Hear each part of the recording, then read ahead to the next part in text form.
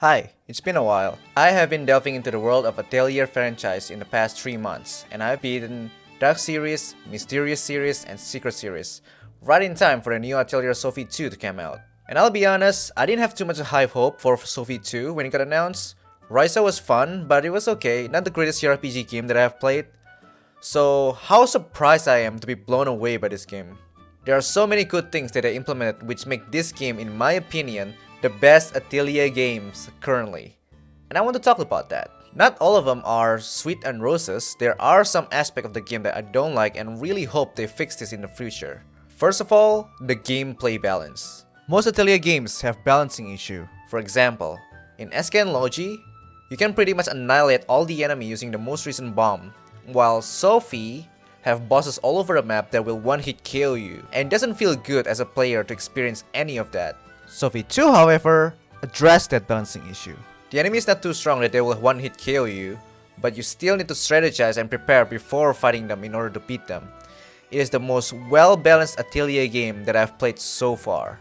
On top of that, Sophie 2 introduced multiple quality of life improvement, which 2 of them are not needing to check your items every time you go back to your atelier. You know when you gather a lot of stuff and then you go back to your atelier or you died, and then the game prompts you to, hey, do you want to check all these items that you just gathered? And you just have to say no every single time? Now there's an option to hide that prompt. The second one is, the game can remember which sort selection that you choose. And oh my god, this is a game changer. In Atelier game, you sort items a lot since you have 1000 or 2000 items in your container. Usually, you want to sort them all by quality or elements, etc. And having to do that every single time for the specific item that you're looking for is such a pain in the ass. So I'm really glad that they added to this game. The battle system turned back to the turn-based system that I know and love with exciting new mechanics. Also, the game lets you to play all the playable characters instead of only a handful of them, which I honestly prefer. Some Atelier games give you characters that you never have a chance to play them because you can only put a maximum amount of character into your party, letting all other characters to rust on your menu screen. So this change is a welcome one for me. Next, we have exploration. Now, the exploration is not super complex, but it does give you a bit of puzzle to solve the first time you enter a new dungeon. Not just walking and using the item that you just created to progress like in Ryza.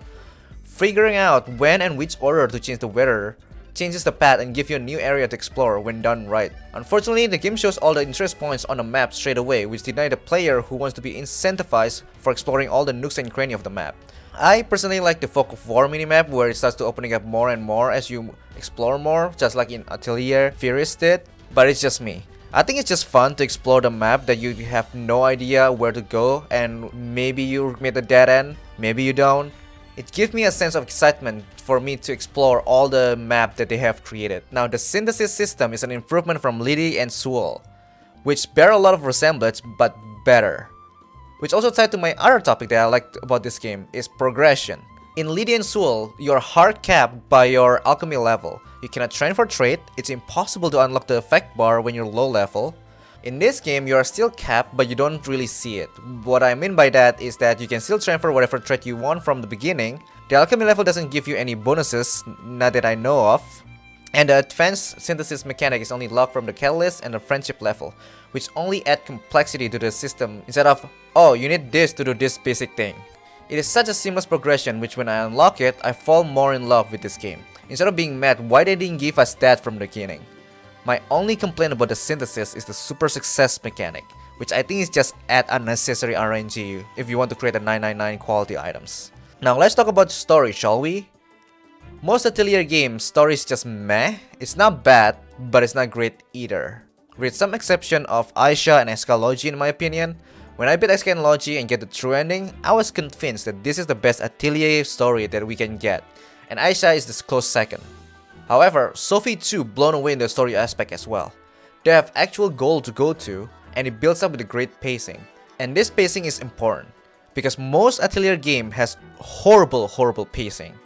I remember playing the first Sophie and I spent 80% of the game trying to unlock recipe idea, and the last 20% is when they introduce all the plot and the climax. It doesn't give the player a proper time to build up the excitement on trying to reach the goal. I was surprised that the ending of Sophie 2 gets to me even though it's pretty cliche. It was super satisfying. Why am I crying?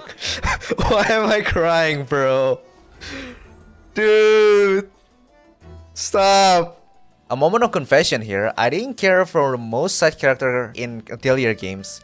Yes, there are some of my favorite in different games, but maybe 80% of them I just didn't care. For example, Katla from Escha's logy, I only remember her as the merchant girl who likes money and that's it.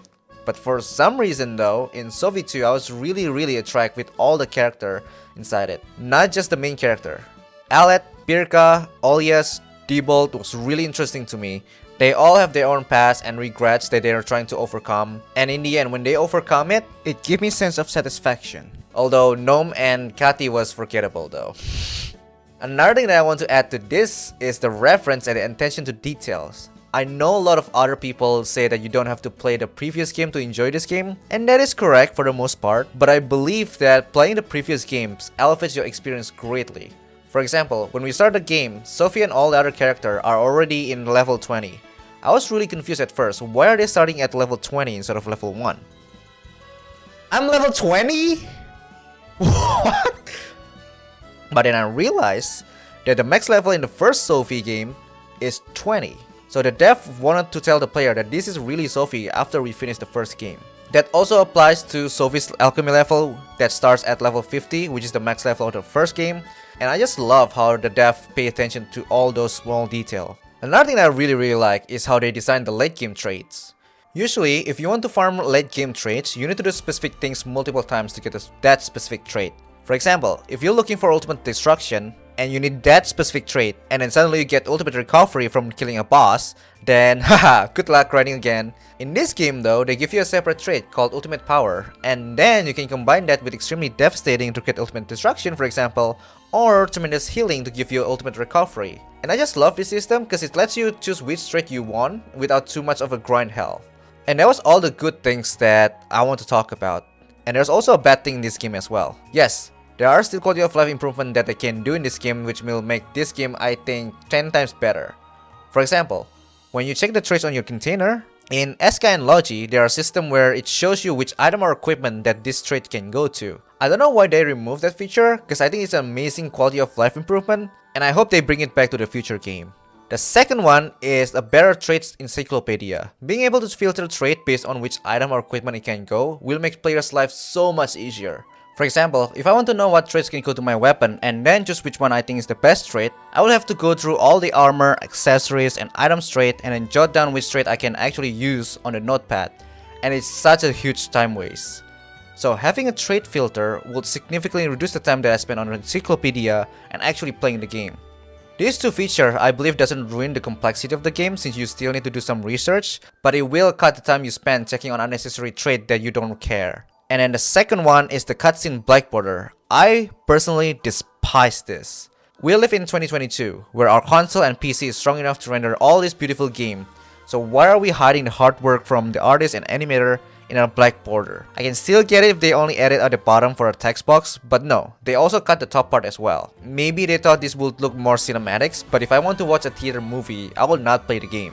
What is weirder is that there are cutscenes that doesn't have the black border and it is beautiful. 10 times better. So my hope is that they will remove this black border bullshit from every cutscene in a future release. My other complaint will probably be the last dungeon, because when you're traveling the last dungeon, you will have to fight 3 bosses before fighting Frenzied Elvira.